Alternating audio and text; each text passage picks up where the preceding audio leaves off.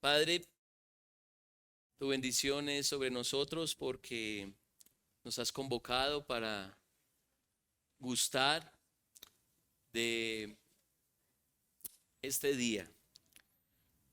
Este día es muy especial, como lo es cada domingo, porque celebramos a nuestro Señor y Salvador Jesucristo. Celebramos a aquel que dio la vida por nosotros. Y esto necesitamos recordarlo. Y este texto nos va a ayudar a ello. Padre, gracias porque desde la escuela dominical hasta los cantos, las oraciones, las lecturas, todo nos está apuntando a ver la gran necesidad que tenemos como seres humanos de tu Hijo Jesús. Padre, muchas distracciones pueden tomarnos en este momento, pero Padre, permítenos en mente y corazón estar atentos a tu palabra. Como pueblo tuyo, Dios, nos convocas para escuchar tu voz. Así que bendícenos con esta exposición. Que tu gracia sea sobre nosotros. Que como hijos tuyos nos veamos amplia y generosamente edificados. Y quienes no han creído en Cristo, Padre, tú puedas traerlos a la fe en Él y puedan ver que hay esperanza en tu Hijo. Bendícenos, oh Dios. Que tu palabra corra y sea glorificada en esta hora. En su nombre oramos, en el nombre de Cristo. Amén. Juan capítulo 11, versículos 46 al 57. Y esto es lo que dice las Sagradas Escrituras. Por esto muchos de los judíos que habían venido a ver a María y vieron lo que Jesús había hecho, creyeron en él. Pero algunos de ellos fueron a los fariseos y les contaron lo que Jesús había hecho. Entonces los principales sacerdotes y los fariseos convocaron un concilio y decían: ¿qué hacemos? Que este hombre hace muchas señales. Si le dejamos seguir así, todos van a creer en él y los romanos vendrán y nos quitarán nuestro lugar y nuestra nación. Pero uno de ellos, Caifás, que era sumo sacerdote ese año, les dijo: vosotros no sabéis nada, ni tenéis en cuenta que os es más conveniente que un hombre muera por el pueblo y no que toda la nación perezca. Ahora bien, no dijo esto de su propia iniciativa, sino que siendo el sumo sacerdote ese año, profetizó que Jesús iba a morir por la nación. Y no solo por la nación, sino también para reunir en uno a los hijos de Dios que están esparcidos. Así que desde ese día planearon entre sí para matarle. Por eso Jesús ya no andaba públicamente entre los judíos, sino que se fue de allí a la región cerca del desierto, a una ciudad llamada Efraín, y se quedó allí con los discípulos. Y estaba cerca la Pascua de los judíos, y muchos de la región subieron a Jerusalén antes de la Pascua para purificarse. Entonces buscaban a Jesús, y estando ellos en el templo, se decían unos a otros: ¿qué os parece? ¿Que no vendrá la fiesta? Y los principales sacerdotes y los fariseos habían dado órdenes de que si alguien sabía dónde estaba Jesús, diera aviso para que le prendieran. El Señor bendiga su palabra. ¿Qué tal son ustedes para imaginar? Bueno, imagínense que ustedes están en la siguiente situación. Cada uno de ustedes es un alto dignatario de un país. ¿Listos? ¿Ya están allí en la imagen? Y ustedes como magistrados, presidentes, tienen que tomar decisiones importantes, ¿cierto? Y el país al que pertenecen está en peligro. El país donde ustedes son altos dignatarios está en peligro. Porque unos terroristas asaltaron un edificio gubernamental tomando a las personas allí como rehenes. ¿Ya se metieron en la película? Bien. Y los terroristas Les piden que les den los códigos de activación de las armas de destrucción masiva que tienen, o los rehenes serán asesinados. ¿Qué decisión van a tomar? ¿Mm? ¿Qué decisión toman ustedes? Las películas muestran el lado amable de la situación y estoy seguro que a más de uno se le vino a la mente una película, ¿cierto?, de acción, porque hay un héroe que interviene para que tanto los rehenes como el país sea librado del ataque terrorista. Pero aquí, imagínense que no están en TNT, ¿sí? Eso de que pasan la vida, pasan las películas, No, aquí no hay héroe. ¿Listo? No hay héroe, hay una decisión que tomar. O la vida de los rehenes o todos los pobladores de un país. Y no es una fácil decisión. Ética y moralmente hay una fuerte coyuntura. Estamos en una disyuntiva. No hay duda de que la muerte de los rehenes es necesaria, porque va a traer la salvación de toda una nación. Ellos vendrían siendo los héroes. Su muerte es necesaria. Ahora, saliéndonos un poco de esa historia ficticia, los seres humanos estamos en una situación todavía más complicada y real. Si lo anterior es complejo, lo de esa historia, lo real es más difícil de lo que podemos imaginar. Todos nosotros estamos bajo la ira de Dios. Es evidente que somos objeto de la ira de Dios. Nosotros no fuimos diseñados para morir, no fuimos diseñados para enfermar, no fuimos diseñados para deprimirnos, para envejecer, no fuimos diseñados para eso, pero todas esas cosas las experimentamos. ¿Y por qué? Porque decidimos como humanidad tener una actitud de desprecio y de rebeldía hacia nuestro Creador. Decidimos independizarnos de Dios y tal rebelión nos sacó del propósito por el cual fuimos creados. Si nosotros viviéramos conforme al propósito de Dios, estaríamos satisfechos. Pero vivimos en una constante insatisfacción. Queremos dinero y cuando lo tenemos, queremos más. O cuando no tenemos dinero, se nos da, pero ese dinero se agota. Queremos ser amados y nos aman, pero queremos más afecto. Tenemos el desprecio de otros, pero alguien nos ofrece su interés y aún así nos cuesta confiar. Una muestra de la ira de Dios sobre nosotros es que nada en este mundo nos satisface. Nada nos satisface. Y esa insatisfacción persistirá si no somos rescatados de ella. Hay muchos que lo han intentado, hay muchos que han intentado salir de esa insatisfacción y hay otros que han intentado que otros salgan de esa insatisfacción.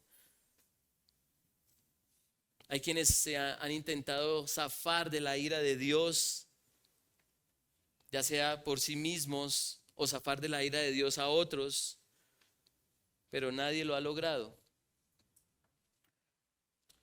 Los multimillonarios creen haberlo logrado, pero la muerte los deja sin palabras. Los influencers, ¿sí entienden ese término?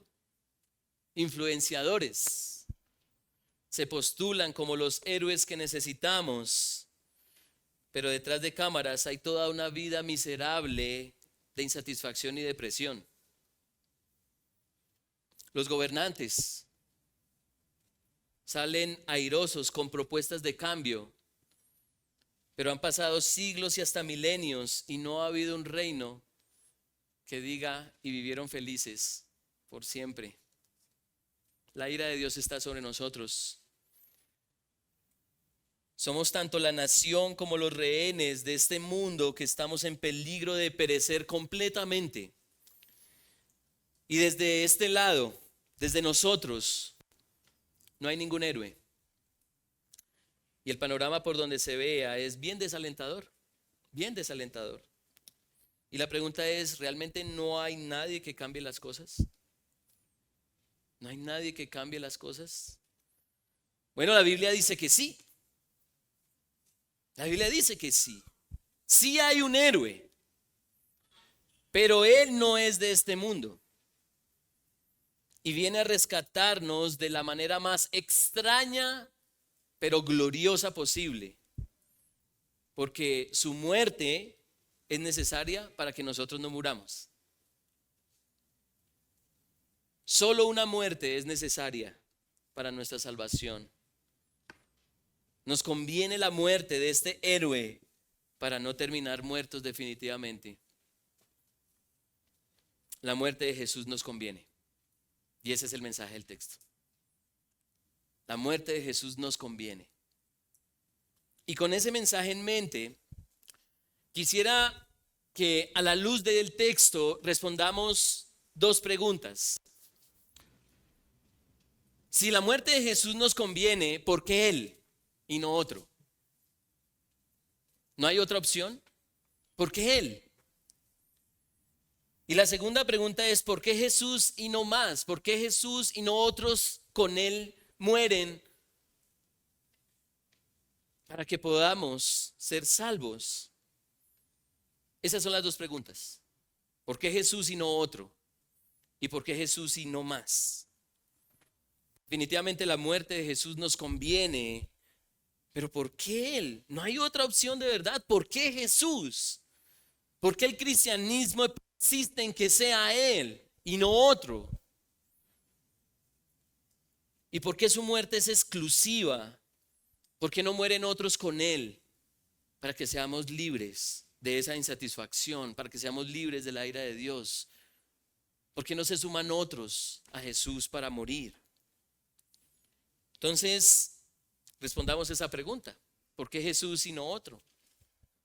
¿Por qué Jesús y no otro? Lo que describe el texto es parte de la narrativa que se viene desarrollando en el mensaje anterior. Creo que es bastante claro lo que sucede allí, y es que Lázaro ha muerto. ¿Sí? Ha muerto. Y Jesús lo resucita. Es un evento impresionante. Un hombre lleva 4 días en el sepulcro y sale de ahí. ¿Alguien ha visto algo así? Si alguien lo ha visto, venga, nos lo cuenta. Ahora Lázaro vive. Y entonces, ante semejante señal, hay reacciones. Si ustedes vieran a Lázaro morir y luego de 4 días salir, ¿cómo reaccionarían? Bueno, hay 2 reacciones. Versículo 45. Por eso muchos de los judíos que habían venido a ver a María y vieron lo que Jesús había hecho, creyeron en él. Esa es una reacción, la fe, creyeron en Jesús. Pero, versículo 46, algunos de ellos fueron a los fariseos y les contaron lo que Jesús había hecho. Ahí están las 2 reacciones. Y la obra de Dios fue evidente en un muerto que ahora vive. Ha resucitado. Y solo hay 2 opciones ante semejante milagro. ¿Cuáles son esas 2 opciones? Creer o quejarse. Creer o quejarse. Y la queja llega a los líderes religiosos, que también reaccionan. Versículo 47. Entonces los principales sacerdotes y los fariseos convocaron con un concilio y decían: ¿qué hacemos? Porque este hombre hace muchas señales. Y quiero que se sintonicen conmigo en lo sarcástico de esto. Estos hombres vienen pidiéndole a Jesús señales para comprobar si es el Hijo de Dios. Y en esta oportunidad les da una señal extraordinaria. Pero para estos hombres a Jesús se le pasó la mano. Se le pasó la mano. Ahora son muchas las señales que testifican de que Él es el Hijo de Dios. Y en vez de confirmar que Él es el Mesías prometido, el Rey prometido, se preocupan. Están preocupados. La preocupación es evidente, versículo 48. Si le dejamos seguir así, todos van a creer en Él. Y los romanos vendrán y nos quitarán nuestro lugar y nuestra nación. Y nuestra nación. Para ellos las acciones de Jesús los ponen en riesgo. Tanto el pueblo como el templo se verían afectados, ya que Roma tomaría cartas ante semejante manifestación de poder. No obstante, uno de ellos, uno de los líderes del Sanedrín, del cuerpo allí, de ancianos, los sabios de Israel, los líderes religiosos, uno de ellos interviene y explica que para evitar eso uno debe morir. Versículo 49, pero uno de ellos, Caifás, que era sumo sacerdote ese año, les dijo: vosotros no sabéis nada, ni tenéis en cuenta que os es más conveniente de que un hombre muera por el pueblo y no que toda la nación perezca. Alguien debía morir. Alguien debía morir. Su muerte es necesaria para que el templo y la nación de Israel no fueran víctimas de una represalia imperial. ¿Y quién es el candidato?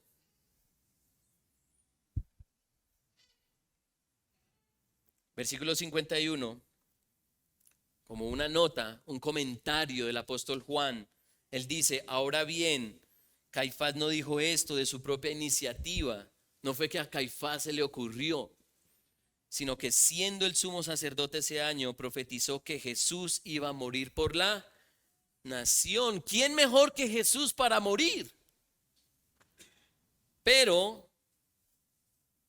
persiste la pregunta: ¿por qué él? ¿Por qué él? ¿Por qué no otro?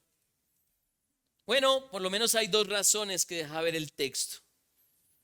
Una razón que aplica muy bien al tiempo, a la audiencia del tiempo de nuestro Señor. Y hay otra razón que aplica a todas las generaciones, y ahí estamos incluidos nosotros. ¿Por qué Jesús y no otro? Bueno, primero porque Jesús hizo lo que ningún ser humano ha hecho. ¿Qué fue lo que hizo Jesús? Vencer la muerte. Vencer la muerte. Resucitó a un muerto.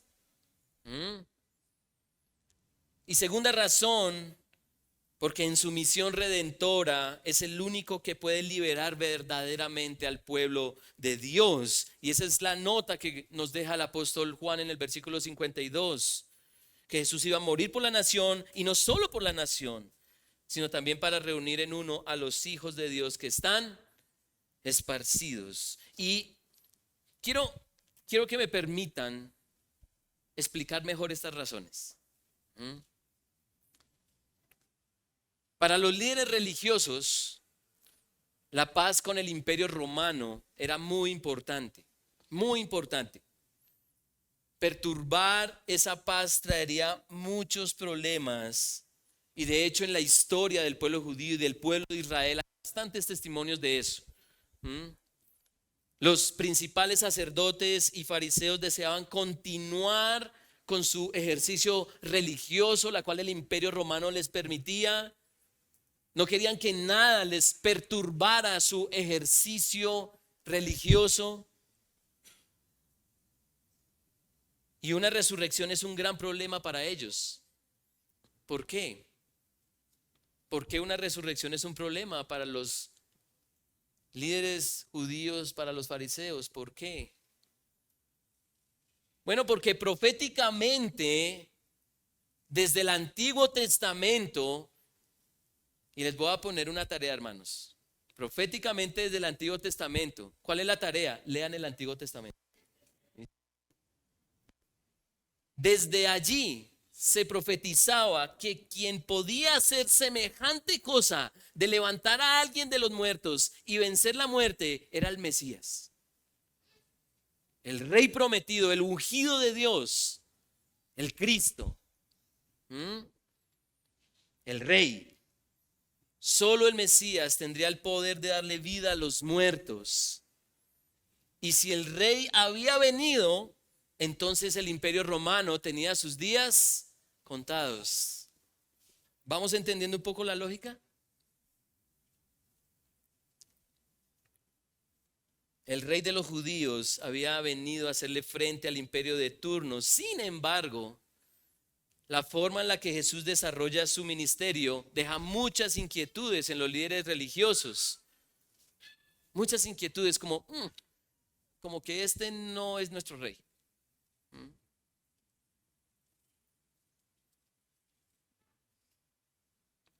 Así que es Él, la persona de Jesús, quien pone en estrecho a los sacerdotes y fariseos porque el rey ha venido. Ha resucitado a un muerto. ¿Quién ha hecho semejante cosa? ¿Quién ha dicho, yo soy la resurrección y la vida? ¿Quién?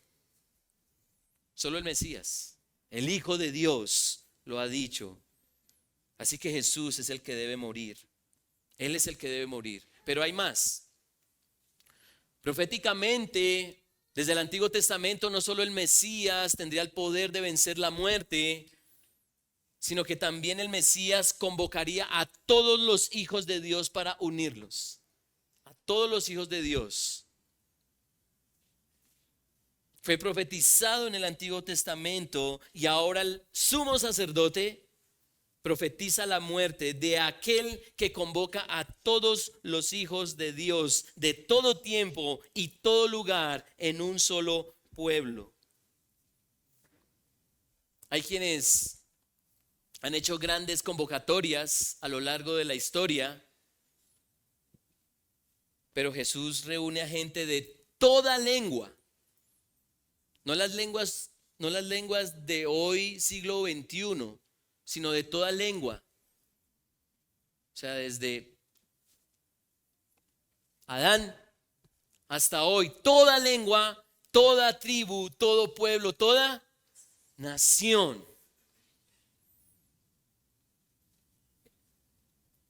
Él es el único que ha reunido gente así, de todo lugar y de todo tiempo.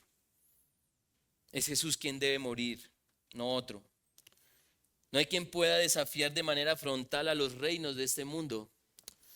Solo el Mesías de Dios, el Rey de Israel y Señor de señores. No hay quien pueda reunir a todos los creyentes en un solo pueblo redimido. Solo Cristo, el Hijo del Dios viviente. Así que la muerte de Jesús nos conviene. Nos conviene. ¿Y por qué Él y no otro? Porque Él es el Rey que da su vida por su pueblo para ser reunido. No hay nadie que pueda generar más peligro, y por eso es que la gente de todos los siglos, tanto antes de Jesús como después de Jesús, lo odian tanto. ¿Por qué odian tanto a Jesús? Porque no hay nadie que pueda generar más peligro para el sistema de redención propuesto por el hombre que Jesús. ¿Cuál es el sistema propuesto por el hombre para la salvación? Las obras. Recuerden, hermanos, solo hay dos religiones en el mundo: la religión de la fe y la religión de las obras. No hay nadie que pueda generar más esperanza para toda una humanidad necesitada de salvación que Jesús.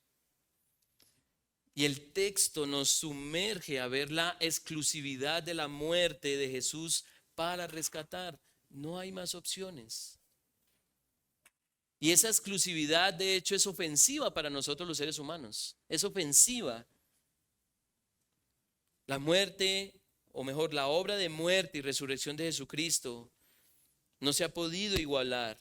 Y por eso, como humanidad, nos esforzamos por crear nuevas opciones de redención. Nuevas opciones para mitigar la ira de Dios que está sobre nosotros. Y aún como creyentes, y aquí hablo a quienes somos cristianos, miembros de familia fiel, aún como creyentes podemos subestimar, la conveniencia de la muerte de Cristo. ¿Cómo? Bueno, les voy a poner un ejemplo, o varios. ¿Cómo podemos subestimar la conveniencia de la muerte de Cristo? Bueno, de pronto cuando hablamos más del tratamiento antiedad que de Jesús. Y esos tratamientos son buenos, miren. Pero muchos tendrán 15 años y mañana 40 y luego 80 hasta volver al polvo. Y son muy buenas las señales que nos dejan esos tratamientos. Pero Jesús supera a todas las señales, dando vida al que cree en Él. Subestimamos la conveniencia de la muerte de Cristo cuando somos más entendidos en política que en Biblia. Porque no hay duda de que deseamos mejores gobernantes. Y no solo Colombia, todo país desea un mejor gobierno. ¿Sí? Todo país. Ustedes van a Europa y allá van a encontrar que quieren un mejor presidente, mejor ministro, mejores magistrados. No hay duda que deseamos mejores gobernantes, pero ninguno nos dará la paz total más que Jesucristo, ya que Él ha muerto y resucitado para ser el Rey de reyes y Señor de señores y restaurar todas las cosas. Y las escrituras, de principio a fin, nos muestran que la muerte del Hijo de Dios nos reconcilia con el Padre. Como lo hemos visto en la escuela dominical, solo el que es hijo de Dios, el que ha alcanzado por esa reconciliación, el que sabe que Jesús, la muerte de Jesús le conviene, puede decirle a Dios, Padre nuestro. La muerte de su Hijo nos reconcilia con aquel que está airado con nosotros. De manera que esa ira, indignación no esté más. Hermanos, todavía como creyentes experimentamos la ira de nuestro Dios, pero vendrá un día en que esa ira ya no será más. Ya no será más. El problema no es que un gobierno nos gobierne y nos agobie y nos acabe. Ese no es el problema. El problema es que la ira de Dios nos condene. Ese es el problema. Y la muerte de Jesucristo es la única para no ser condenados con el mundo. Así que no hay más opción que Jesús. Su muerte nos conviene, la de Él, no la de otro, la de Él. Pero queda otra pregunta. Si la muerte de Cristo nos conviene, ¿por qué Él y otros más? ¿Por qué solo Jesús? ¿Por qué no la muerte de Él y sus discípulos y otros más? ¿Por qué seguir pensando que Jesús solo debiera morir y no también otros con Él? Bueno, vamos a resolver esa segunda pregunta. Y la respuesta es más sencilla a la luz del texto. A pesar de la profecía de Caifás sobre la necesidad de que un hombre muera por la nación, es interesante que nadie desea postularse para ese sacrificio. Nadie se propone. ¿Sí? Caifás dice, ¿es necesario que alguien muera? ¿Voluntarios? No, ya está. ¿Sí? Ya está. Y por eso dice el versículo 53, así que desde ese día planearon entre sí para matarle. Jesús es el candidato perfecto. ¿Hay alguien más que se ofrezca? Al contrario, todo el texto gira en torno al inicio de un complot para que Jesús sea asesinado. Los líderes religiosos, los sacerdotes y fariseos, los que eran mediadores, los que enseñaban la ley de Dios, ¿qué se iban a prestar para eso?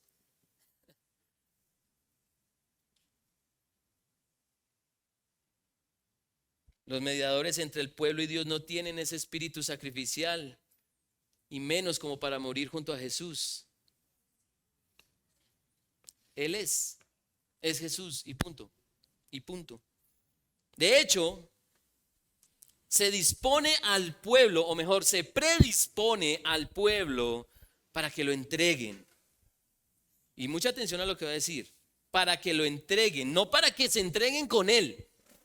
¿Ah? Para que lo entreguen. Versículo 57, y los principales sacerdotes y fariseos habían dado órdenes de que si alguien sabía dónde estaba Jesús, diera aviso para que le prendieran. Ahí vemos los primeros informantes, ¿cierto? Del complot para dar muerte a Jesús. Yo lo vi en tal lugar. Allí está. Cójanlo a él, a mí no. La muerte de Cristo nos conviene. ¿Por qué? Porque nadie estaría dispuesto a morir como Él. Nadie estaría dispuesto a morir con Él. ¿Los conocedores de la ley de Dios se sumarían a su entrega? Si yo voy a morir por mi Mesías, por mi Rey, vamos a morir con el Rey. Si antes estaban buscando librarse de las represalias imperiales de Roma, ya se iban a entregar con Jesús. Jamás. Y los discípulos hasta ese momento tenían inquietudes. Tomás dijo unos versículos atrás que iban a Jerusalén a morir, ya como una resignación. Si Él va a Jesús, nosotros también vamos a morir, pero no por un deseo de morir con su Señor, sino como un resultado de, ¿sí? Una consecuencia de seguirlo a Él. Y eso más adelante se hace realidad, porque cuando capturan al Señor, ¿quién quedó por ahí? Nadie. Todos se dispersaron. Pues el único dispuesto a dar su vida por nosotros es Jesús. Y por eso la muerte de Él nos conviene. Él es el único héroe dispuesto a entrar con toda contra el dominio de la muerte. No hay quien le acompañe o desee acompañarle para lograr la salvación del mundo, solo Él, solo Jesús. Así que hermanos y amigos, este mensaje es para todos. La muerte de Cristo nos conviene. Nos conviene porque Él es el Rey que venció la muerte. Y porque es el único dispuesto a hacerle frente a la muerte. Es que nos conviene muchísimo. El Rey levantó a Lázaro de entre los muertos. Y la muerte de Jesús es el fin de la muerte, pues tenía que experimentarla. Jesús tenía que experimentar la muerte para que luego al resucitar dijera: muerte, ¿dónde está tu poder? ¿Dónde está tu poder, oh muerte? Pero también la muerte de Jesús nos conviene porque nadie daría su vida para rescatar a esta humanidad rebelde y maldad. ¿Alguien aquí daría su vida por un asesino? Y el apóstol Pablo lo plantea en Romanos capítulo 5. Por mucho, mire, el más buena gente, ¿sí?, daría su vida por el más buena gente. Así, en palabras muy colombianas, muy castizas, ¿sí? Pero usted daría la vida por un enemigo, por alguien que lo aborrece y lo odia a usted.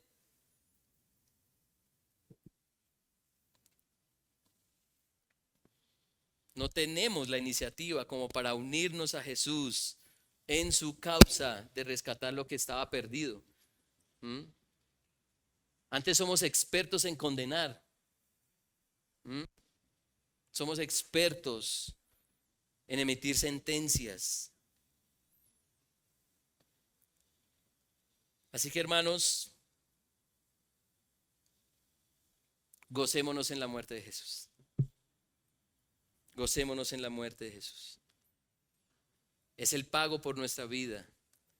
Es el pago por nuestro rescate.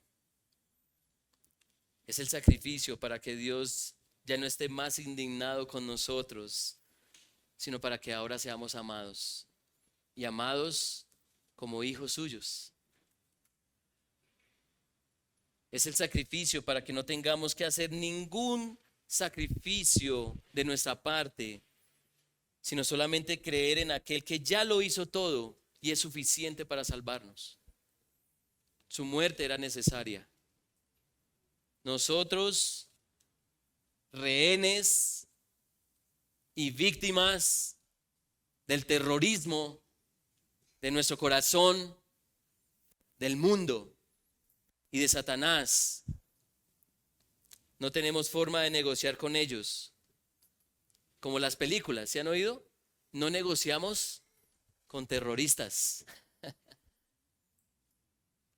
El Dios Todopoderoso no negocia con nuestro corazón pecaminoso, ni con el mundo, y mucho menos con el enemigo. Solo una muerte es necesaria para la libertad y es todo. No hay negociaciones, solo una muerte y ya. Y esa muerte ya tuvo lugar, mis hermanos. Así que anímense, porque ya no estamos sujetos al terrorismo y a sus amenazas. Somos un pueblo salvo y libre. Salvo de la ira de Dios y libres del pecado y de la muerte. Y tú que no has creído en Jesucristo como Señor y Salvador, y aquí me dices, no confían en Jesús, a quienes les parece extraño la persona de Jesús. Si no has creído en Jesucristo como Señor y Salvador, la pregunta que tengo que hacerte es, ¿a quién estás esperando para que te salve de tu rebelión con Dios? ¿A quién? ¿A quién estás esperando? ¿Estás esperando ganar la lotería para comprar la vida eterna? Hay muchos que compran la libertad con dinero y lo vemos en las películas. O si no, los terroristas no me pedirían miles de millones de dólares. ¿O estás esperando el elixir de la eterna juventud para reírtele a la cara a la muerte? ¿O estás esperando llegar a la cima del éxito profesional para que este mundo te satisfaga completamente? Incontable cantidad de personas se quedaron esperando quién los podía satisfacer plenamente. Todos han muerto y murieron insatisfechos. Así que, ¿por qué no crees en aquel que murió y resucitó para satisfacerte plenamente?